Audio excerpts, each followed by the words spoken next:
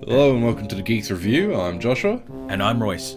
Joshua, did you know that this November celebrates 40 years since the release of Stanley Kubrick's The Shining? Holy crap. I just actually realised that. Well, that's the reason why we're discussing The Yeah. Shining now, because it's 40 years since that came out. So we're going to discuss that classic starring Jack Nicholson and Shelley Duvall. We're also going to dip into the sort of unknown sequel, which is Doctor Sleep, starring Rebecca Ferguson and Ewan McGregor. That just came out recently. It came out last year. Oh, yes, it did. 39. But yeah, no one's really talked about it, and we would have talked about it if it came back, but I think it's free to watch now on Netflix. Both of them are. Doctor Sleep is definitely on Netflix, and last I checked, so was The Shining. We're going to discuss those two, and we're also going to touch a little bit into Stephen King's writing, although turns out his filmography rather than his writing. His books are a different thing entirely. Yeah, which is an interesting topic we'll discuss a bit as well. Some of his films, which you haven't seen many of, you've revealed. No, I haven't. I've really only seen The Shining and the remake of It, Part Yes. 1. Right, well, you're ahead of me there because I haven't seen that at all. Yeah, I didn't watch the sequel. I'm like, nah, I'm good. You weren't impressed, were you? I was impressed by the new one. I just wasn't impressed by the sequel. Oh, right. Yeah. Yes, well, I've yet to get to those, and the sequel is something of it's divisive, I guess, you know. I haven't watched it, but I looked at the trailer. I'm good. I think the concept of it interested me more than the actual practice. Yeah. Like, I mean, to have James McAvoy, Bill Hader, and Jessica Chastain. Oh yeah, like the cast is great. It's just Something about the execution. yeah, from it's, what I've it's the heard. execution. Moreover, like with the kids, it's a little bit more on edge, and they don't pull any punches, and it's great. Yeah. It's a great romp, but we're not here to talk about it just yet. No. We're here to talk about The Shining. Yes, The Shining has the Torrances travel to the Overlook Hotel to caretake it over the winter months, Yep. only to be affected and possessed by the spiritual goings-on within the hotel itself. It's an iconic film. It differs from the book quite significantly. It does, because Kubrick wanted it to be more scary. And there was a remake in the 1990s, which you did bring up actually when It we. was... I don't know who stars in it, but it was a TV miniseries. Yes, there was a miniseries. Yeah. More faithfully adapting the Because it original was novel, by King himself, which is kind of watching hit and over miss. it more. Because King panned the 1980 film, the Kubrick film, because it wasn't faithful to his vision.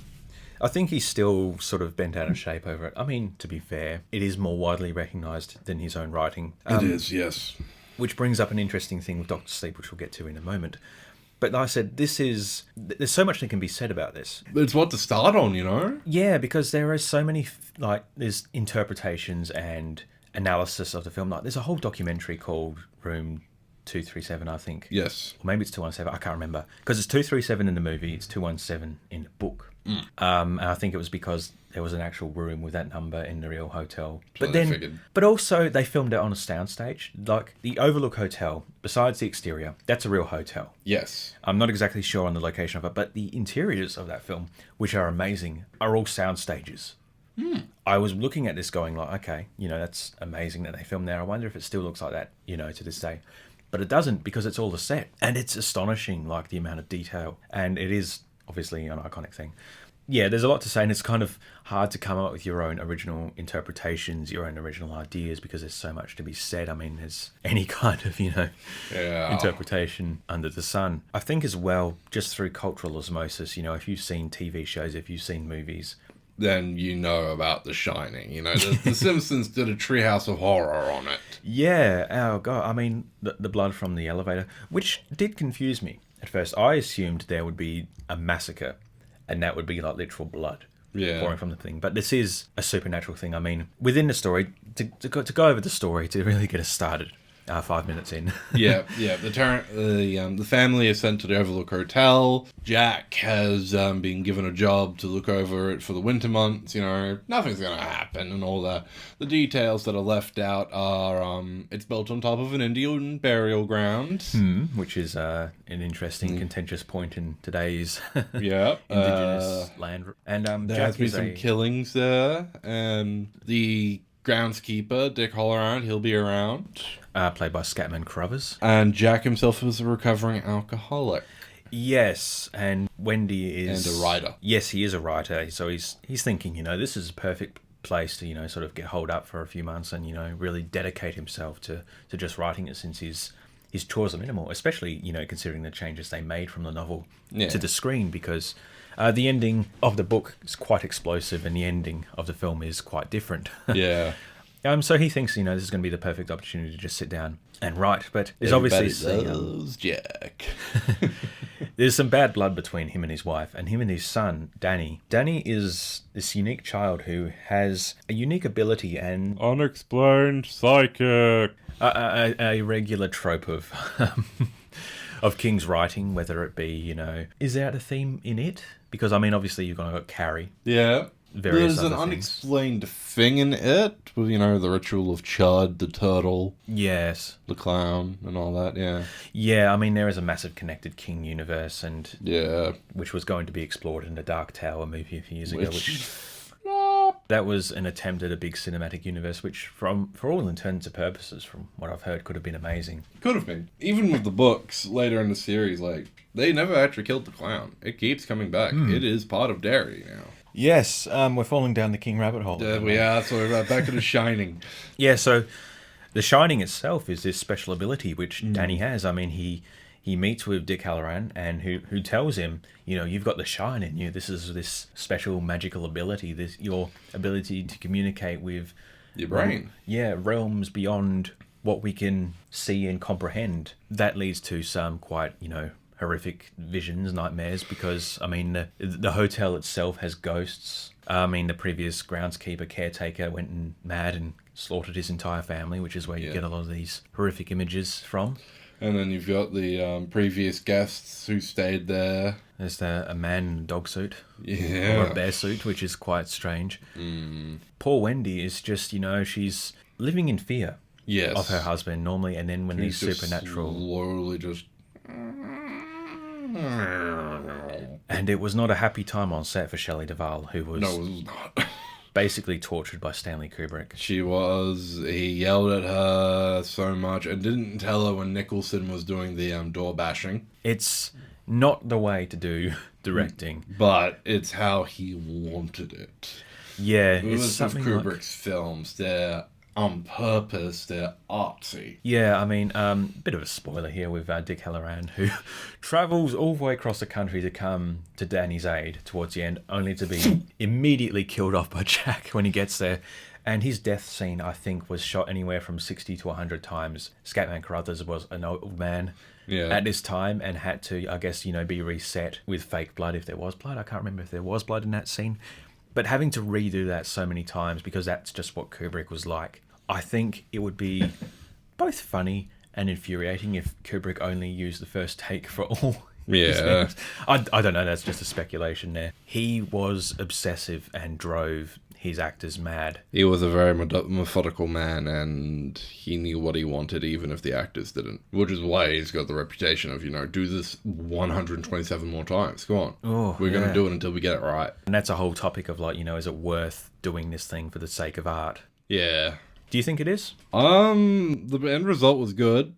I don't agree with Kubrick's methods. I think he is a good director, but sometimes he definitely... Yeah. Yeah, because, these are actors, and their job is people. Yeah, their job is to act, not to actually be tormented. They're to act tormented, and then, when cut, oh, that was good, let's go have a nice cup of coffee. Not, I am mentally scarred for the rest of my life because I've just had to redo this 200 times. Think of the poor girl from The Exorcist. Oh, yeah. What was her name? I can't remember, but, she's got crippling back problems now. Oh, yes. From the contorting. Yeah. And then Nicholson, he did 3 months of psychotherapy after doing Batman. What was the Joker? Yeah. To go down that rabbit hole briefly, I do remember it coming out like Jack Nicholson saying to Heath Ledger, it's going to drive you mad. Yeah, it's going to do stuff to you. Don't let it swallow you. Actors, man. Actors. I think you can do a role, and you don't need to go method with it. You don't need to drive yourself mad to play a mad character. Yeah. And you don't need to drive your cast mad to get a reaction you want, there are pros and cons to it. Another famous example of not notifying the actors of what's going to happen in another iconic horror film is Alien. Yes, the chestburster. The chestburster scene. Where John Hurt is, he's got an alien which bursts out of his chest in all its bloody, gory glory. And the actors weren't notified what was going to happen. So when it did happen, it was kind of like very real reactions there. I actually saw, it was a trending on Twitter the week of us recording this. It was a picture from behind the scenes and everyone's there looking horrified, and Harry Dean Stanton's just there with an expression on his face like, I've seen enough stuff this week, this might as well happen. Yeah. This doesn't bother me in the slightest. Everything's fine. Yep. Pretty much. This is fine. And he goes out pretty much the same way as well. Yeah. Yeah, later on in that film. Legend. But The Shining, yeah. Shining. Cold. Yeah, it's a very... It makes you feel cold. It does. And especially that final scene as well in the hedge maze. The hedge maze. It's a very cold film. It's very seasonal. It is. And yeah, even watching it in the summertime, you feel cold. You feel uneased as you watch Jack just slowly go down. That was one of the criticisms, though, from King, was that Nicholson played the role like he was already insane. Yeah. Look at him. He is. He's... Look at Nicholson. He's meant to look scary, you know? And he goes out scarily, freezing to death. You never really get a follow-up on that. You just get his... I said cultural osmosis, you know about all these things going into it now as a new viewer. Yeah. I don't think... You know about the kid, the creepy twins, you know about the blood in the elevator, you know about Lloyd. I did not know about the naked lady in the tub, though. No, that was... That caught me by surprise. And not in a good way. But yeah, I think even then, it's still very effective. And to see it all in context and to see it slowly just degrade and fall into madness... It's a really great film. It is. But I think, the it's rewatchable, but yeah, the behind the scenes stuff, like you said, yeah, it's up to personal opinion. The original ending of the book, what Jack had to do as the caretaker was he had to make sure the boiler didn't, overflow, overheat, all that. So he had to tend to it, several times a day. Or the ending of the story actually saw him giving up on his pursuit of Wendy and Danny to go tend to the boiler to make sure that the entire hotel didn't, blow up. Unfortunately, he didn't get there on time, and the Overlook Hotel is blown to smithereens because of the exploding boiler. Yes. Which means presumably the evil spirits within... because the hotel, it's revealed, is actually of a similar wavelength to Danny and his shining abilities. It all sort of comes together in that regards. It all connects. But the finale of the film is him getting lost in the hedge maze, which I can't remember is that a feature in the original story? Do you know? I think it might be. Because I know there were hedge monsters. Yeah. Topiary creatures that came to life and chased him down. But yeah, you end with Jack frozen in the maze as opposed to scorched to hell. Yeah. And then appearing to Danny at the end of it, good on you, Doc. And the ending as well, where you go and cut to the photograph. And Jack is present. Yeah. Was he always there? Was he always part of the hotel? There's a lot to say about it. Yeah, there's a lot to think about, and there's even, the theory that going around at this film is a whole thing of Kubrick saying that the moon landing was fake. Yeah, we go into bloody conspiracy theories and all that stuff. Yeah. Do you know anything about that quickly? Or no, you just know it exists. I just know it exists. I don't touch that type of stuff, man. It's interesting to think about, but you just go, nope. No. Walk away while you still can. Did you see Ready Player One? I know there's a reference to The Overlook. I tried to watch that film and I honestly gave up watching it because I found it too painful to watch. Oh, wow, really? And it's a Spielberg film. But, just as a, overview for those who don't know what this is, it's a Spielberg film that came out a few years ago. It's set in a future where basically everyone spends their time on this really immersive, addictive online game. And after the inventor of this game passes away, he sets all these Easter eggs to try and discover the key to his fortune and control of the game. So you've got like a big mega corporation with Ben Mendelsohn there trying to uncover these secrets and take it for themselves. And then you're going to go all these kids who are hunting for the egg. Ugh. It's just filled with really cringy references, I found. That's my review of it, and I didn't even get through it. But I did go and watch the Shining scene, and it is a pretty faithful recreation of like the sets, of the set pieces, but in an M-rated film, you've gone and still got the blood elevator, you've still gone and got the creepy naked old lady. Yeah. It just felt a bit shallow. Yeah. I mean, Kubrick and Spielberg were friends. Yeah, I think Rival directors, but friends. it's definitely homage. Yeah. And a love letter to Kubrick. Compared to, say, AI, which another thing entirely. Yeah. I wonder if we'll discuss that one day. That'd be Maybe. interesting. Yeah. Maybe. We do want to discuss Dr. Sleep, Dr. Sepp. which is directed by Mike Flanagan. This is the sequel that came out about a year ago to The Shining. Stephen King wrote the sequel to The Shining, Dr. Sleep, a few years ago, Yes. which saw an adult Danny Torrance with his shining abilities harnessed, going up against a bunch of villains who Also have The Shining. who are on that similar wavelength. And the film is stuck in an interesting position here. Because, as I said, the ending to the film differs quite significantly from the book. So when it comes time to make a adaptation of the book, what do you do? So the film is both a sequel to the Stanley Kubrick movie, an adaptation of the Dr. Sleep book, and a partial adaptation of the Shining book as well. So, in a way, it's very loyal to the original film, quite loyal to the book, but also, deals with this massive change of these other significant changes that were made. At the end of the Kubrick film, the Overlook's still there. So, this film stars Ewan McGregor as Danny Torrance, and it follows him over a few years as he is a depressive alcoholic drunk, much like his father. Oh, boy.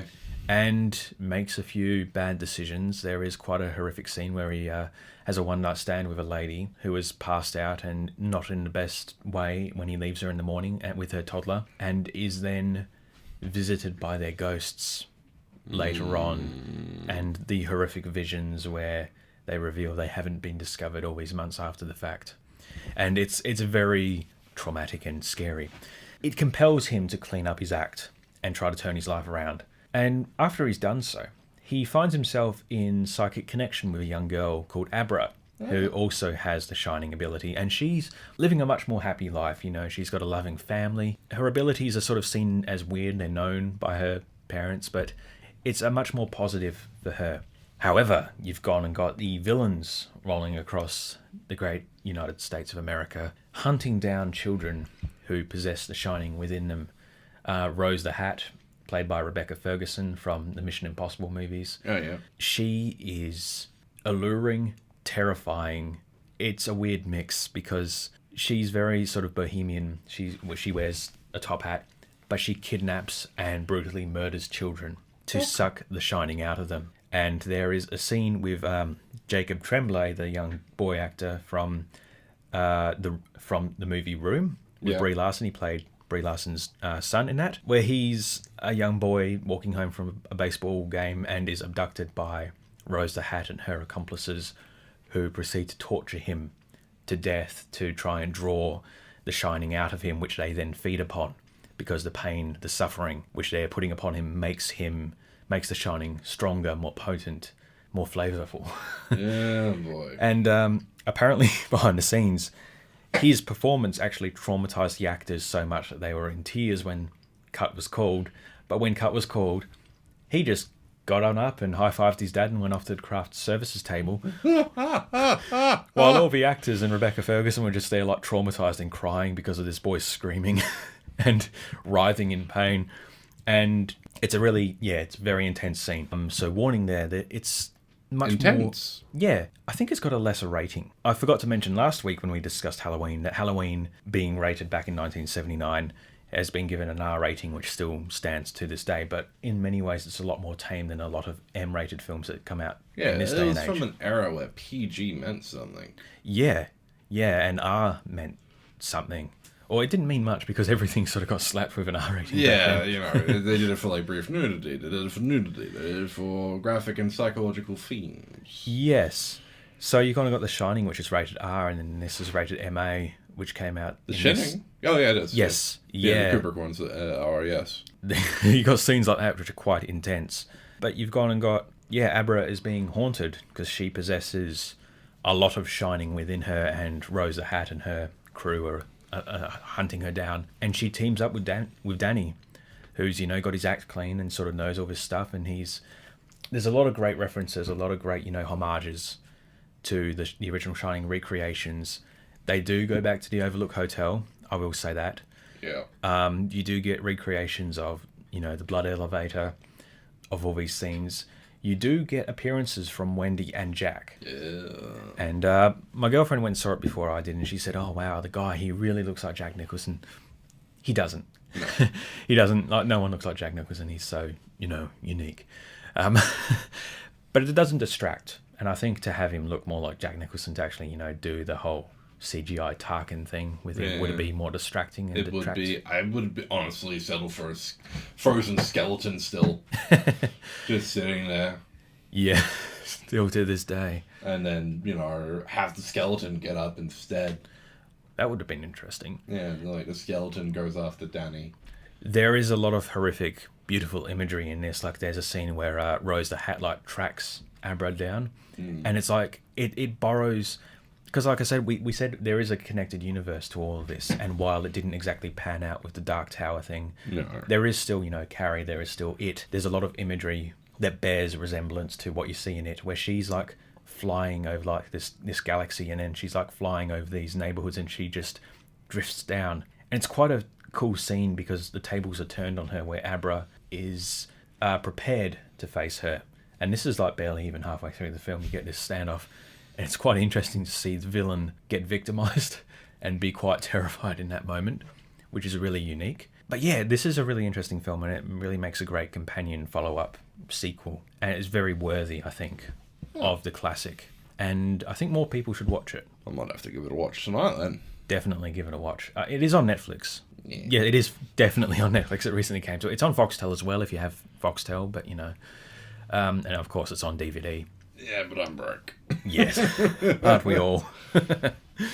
Yeah, it's really good and interesting. I believe the actor, he went and directed another Stephen King film, Gerald's Game, which is also on Netflix, stars Carla Gugino, and she and her husband go to a quiet, secluded cabin in the woods to sort of mend their relationship, and she gets handcuffed to the bed, and he has a heart attack and dies. Oh, that's right, and she's trying to escape. Yes, and much like Dr. Sleep, the actor who played Lurch in The Addams Family 1990s is in this, and he's also in Dr. Sleep, and he's in very scary, very gory, very creepy, very unpleasant themes there. We've gone dealing with childhood, trauma and abuse and all that kind of stuff. It's really not pleasant, but it does share parallels with another Stephen King movie I just want to mention very briefly. Again, it's sort of little known. Of course, Misery. Yeah. Kathy Bates. Yeah.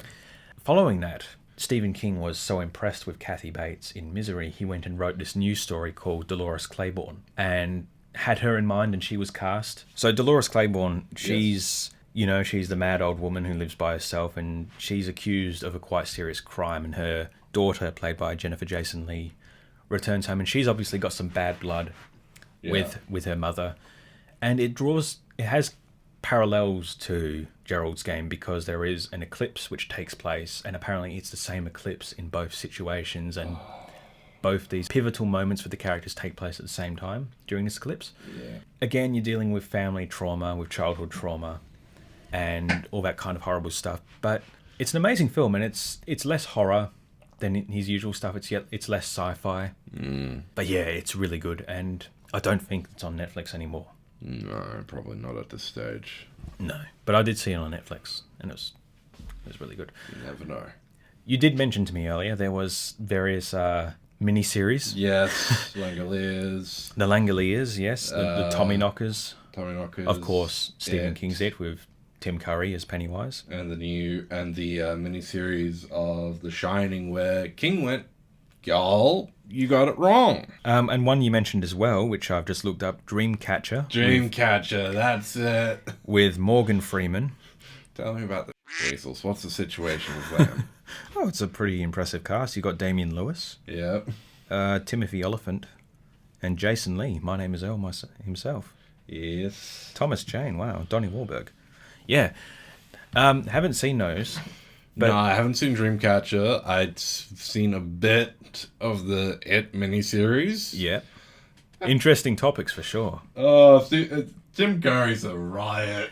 Yeah, he definitely made that role iconic. He did. I mean, yeah, it's goofy as but it's a clown! That's one of the few things I've missed about, the new It. He's a clown! He doesn't just look like this, demented. He's gonna be eating people, He's a clown. He's always the man with the funny, the goofy, and then... Yeah, that was one thing I was concerned about with the new It that came out, was that he looked too menacing. I mean, don't get me wrong, Bill Skarsgård does a great job, and the film itself, like, the first one's amazing. I was on edge. Like, I was genuinely terrified, which is what I wanted. There was a scene where he's off in the reeds, he's eating a kid's arm, and just waves the arm while smiling, and some of the effects were great, but there were some choices that needed to be redone. But personally, Pennywise is still meant to be alluring, Yeah, I think that's definitely the plus to Tim Curry there. He's not as scary looking, but I think it's, the fact that he is so demented makes him more scaring because he's less threatening looking. He's less threatening looking, and then when you finally and then he's just going to be sitting there mocking you half the time. Do you have Prince Albert in a can? You do? Well, you better let the poor guy out. They all flirt. It all floats. As we float on down to the ending of today's episode of the Geeks Review. Yeah. Our very messy discussion. When don't we have messy discussions? We always have messy discussions, and I think that's our charm. That is. Thank you for listening to today's show. I'm Royce. And I'm Joshua. And we'll see you next time. Bye for now.